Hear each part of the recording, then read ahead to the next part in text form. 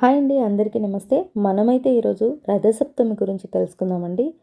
ఏ రోజైతే సూర్యభగవానుడు రథం ఎక్కి భూమిపైకి వచ్చి భక్తులని ఆశీర్వదిస్తాడో ఆ పర్వదినం నాడు చేసిన సూర్య నమస్కారం మన జీవితంలో ఆరోగ్యం, శక్తి, అదృష్టం తీసుకువస్తుందని పెద్దలు చెప్తారండి. ఒక్కరోజే కాదు, ప్రతిరోజు సూర్య నమస్కారం చేయడం వల్ల మనకి చాలా మంచిది. డి విటమిన్ అయితే పుష్కలంగా లభిస్తుంది. అలానే ఇంకొక క్వశ్చన్ ఏంటంటే, సూర్యుడి రథానికి 7 గుర్రాలు ఎందుకు ఉంటాయి? అవి కేవలం గుర్రాలా? లేదా మన జీవితాన్ని మార్చే 7 రహస్యాలా? ఈరోజైతే మనం తెలుసుకుందాము. ఈ రథసప్తమి విషయంగా అందరికీ రథసప్తమి శుభాకాంక్షలండి. రథసప్తమి అంటే మాఘశుద్ధ సప్తమి రోజున జరుపుకునే ఒక గొప్ప పర్వదినం. ఈ రోజున సూర్యభగవానుడు రథం రూఢుడై లోకానికి దర్శనమిస్తాడని శాస్త్రాలు చెప్తాయి. రథసప్తమి అసలు ఎందుకు అత్యంత ప్రత్యేకం అంటే, సూర్యుడు మనకు కేవలం గ్రహం మాత్రమే కాదు, ఆయనే ప్రాణశక్తి, ఆయనే ఆరోగ్య శక్తి కూడా, ఆయనే ప్రకాశం, ఆయనే కాంతి.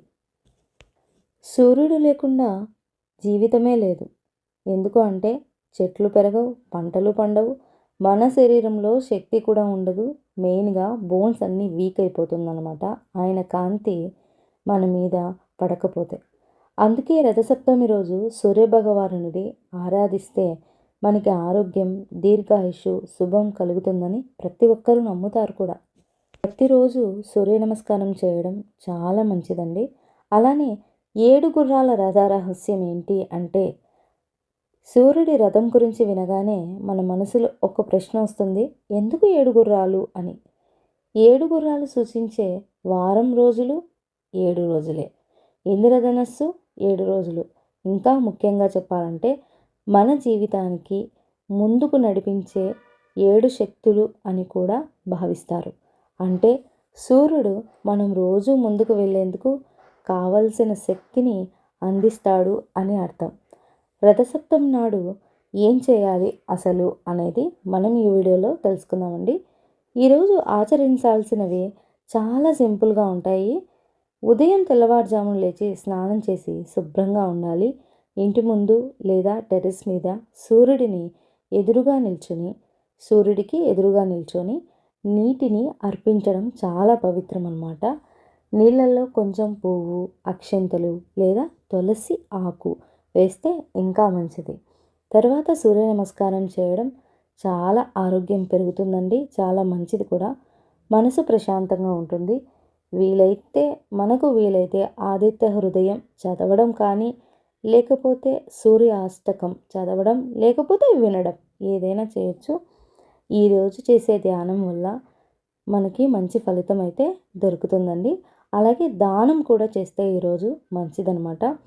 రథసప్తమి రోజున చిన్న దానం చేసిన చాలా గొప్ప ఫలితం వస్తుంది, ఫలం కూడా వస్తుందని చాలామంది భక్తులు చెప్తూ ఉంటారు.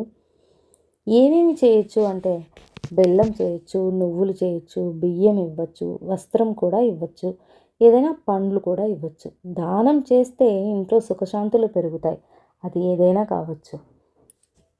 అలానే ఆరోగ్యం కూడా పెరుగుతుంది, శరీరంలో శక్తి పెరుగుతుంది. ఈరోజు సూర్య నమస్కారాలు చేయడం వల్ల కళ్ళల్లో తేజస్సు వస్తుంది, కుటుంబంలో శుభం కలుగుతుంది, జీవితంలో ఏదైనా అడ్డంకులు ఉంటే తొలగుతాయి.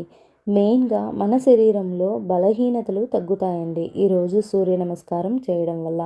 ఈరోజే కాదు, ప్రతిరోజు సూర్యుడికి ఒక నమస్కారం చేయడం ఉత్తమమైన పని. అలాగే సూర్య నమస్కారాలు 12 ఉంటాయి. ఆ 12 మనము ఆసనాలుగా చేయడం ఇంకా మంచిదనమాట. సూర్యుడి తేజస్సు స్వరూపుడు కదా, ఆయన అనుగ్రహం ఉంటే మన జీవితం కూడా వెలుగులో నిండిపోతుంది. ఇదే రథసప్తమి యొక్క మహిమ అన్నమాట. ఈ పవిత్ర రోజున కాస్త సమయం కేటాయించి సూర్యారాధన చేయండి. మీ ఇంట్లో వెలుగు పెరుగుతుంది, మీ జీవితం కూడా శుభం కలుగుతుంది. ప్రతి ఒక్కరికి రథసప్తమి శుభాకాంక్షలు. ప్రతి ఒక్కరికి ఈ వీడియో నచ్చిందని అనుకుంటున్నాను. ప్లీజ్ లైక్ చేయండి, షేర్ చేయండి. మరిన్ని ఇలాంటి భక్తి వీడియోస్ కోసం మన ముకుందా వ్లాగ్స్ ఛానల్ని అయితే సబ్స్క్రైబ్ చేసుకోండి. ఓం జై సూర్యనారాయణ.